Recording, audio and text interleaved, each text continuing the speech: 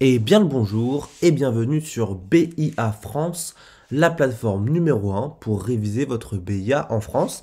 Et aujourd'hui, on va parler d'un cours important qui est un cours sur les hélices présents sur de nombreux avions comme ce magnifique A400M qui est en fond cet avion sublime. Juste avant, n'oubliez pas de nous rejoindre sur nos réseaux sociaux, que ce soit sur Instagram ou sur TikTok. On est des milliers et des milliers d'abonnés où on révise tous les jours ensemble. C'est des révisions gratuites tous les jours, donc n'hésitez pas à nous rejoindre. Les liens des réseaux sociaux sont dans la description. Également notre plateforme, bien évidemment, BIA-FR.com, qui est la référence pour réussir ton BIA en France. Tu peux cliquer juste sur t'inscrire et en 30 secondes, tu auras donc accès à tous les cours du BIA, à plus de 1000 QCM d'examen officiel et à un forum privé pour poser tes questions. Également notre livre Tout le BIA, qui est un livre en fait en fiche illustrée de tout le BIA, qui est numéro 1 des ventes disponible sur Amazon, le lien est en description. Si tu cherches un livre de révision synthétique pour réviser n'importe où et en format poche, le lien est en description. Commençons donc avec les hélices. Mais d'abord, une hélice, maintenant qu'on sait tous à quoi ça ressemble, à quoi ça sert? Une hélice, en fait, sur un avion, transforme la puissance du moteur en poussée, permettant à l'avion d'avancer. Une hélice, elle fonctionne comme une aile en rotation, en fait, créant une différence de pression qui génère la force nécessaire pour propulser l'avion vers l'avant. Regardez, là, on voit un petit schéma. Donc, en fait, une hélice, il faut voir ça exactement comme un profil d'aile. Il a un angle de calage. Bon, là, on voit le cône d'hélice. On a la corde. Et en fait, c'est une aile qu'on va mettre en rotation et qui va créer en fait une sorte de portance, mais qu'ici, qu'on va pas appeler portance, qu'on va appeler force de traction et qui va donc faire avancer l'avion vers l'avant. Mais c'est le même mécanisme que le système de pression sur une aile. Si vous avez bien compris la portance, et bien en fait, ce mécanisme cette force qui va faire lever l'avion, et ben c'est un peu ce même mécanisme qui va faire que l'avion subit une traction quand une hélice va tourner. Il y a plusieurs formes d'hélices, il y a les hélices tripales, les hélices bipales, donc ça c'est plutôt des hélices de bateau, mais le schéma est toujours le même. Il faut s'imaginer que c'est vraiment une aile qu'on va mettre en rotation et qui va générer une traction.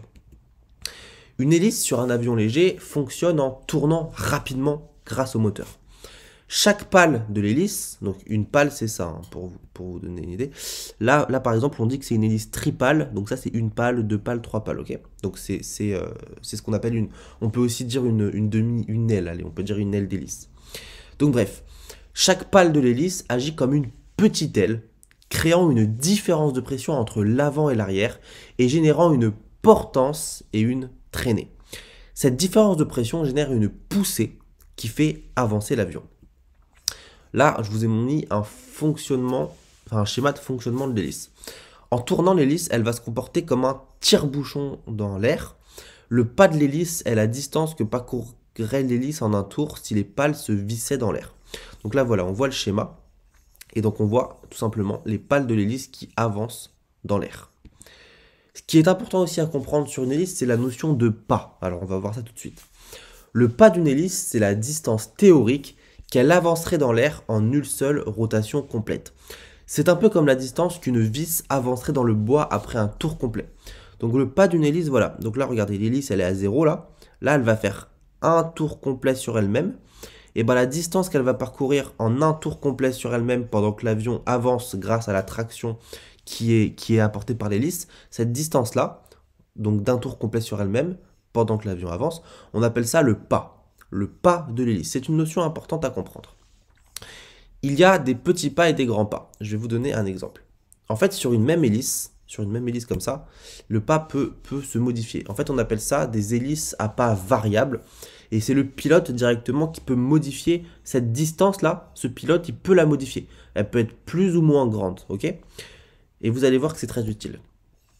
Le pas.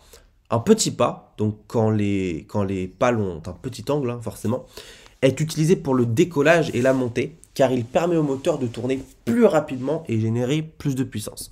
Vous vous doutez bien que si chaque tour de l'hélice fait une plus petite distance, l'hélice va tourner beaucoup plus vite et générer en fait beaucoup plus de traction avec un moteur qui tourne beaucoup plus rapidement. A l'inverse, un grand pas, un grand angle des pales, est plus efficace en croisière, car il permet une meilleure utilisation de l'énergie du moteur pour des vitesses plus élevées avec une consommation de carburant réduite. Ce qu'il faut retenir, c'est qu'un petit pas, il sera utilisé surtout au décollage quand l'avion a vraiment besoin de beaucoup de traction, de prendre beaucoup de vitesse, de puissance, alors que le grand pas, lui, ça va être un pas qui est beaucoup plus long et forcément ce grand pas il sera utilisé en croisière car effectivement il permet une meilleure utilisation de l'énergie du moteur pour des vitesses plus élevées. Si vous avez des questions, si vous voulez des précisions, n'hésitez pas à demander en commentaire, je répondrai évidemment. Enfin, je vous montre la différence entre un petit pas et un grand pas. Regardez, là, on a l'angle de calage de l'hélice est beaucoup plus faible, et là, il est beaucoup plus grand. Donc forcément, l'hélice va tourner sur une même distance beaucoup plus de fois, ok? Et là, c'est l'inverse. Sur une même distance, l'hélice va tourner beaucoup moins de fois sur elle-même, elle fera beaucoup moins de rotation. Et donc ce petit pas va amener beaucoup plus de puissance, beaucoup plus de traction, il sera dans des phases de décollage, et ici, ce sera en phase de croisière.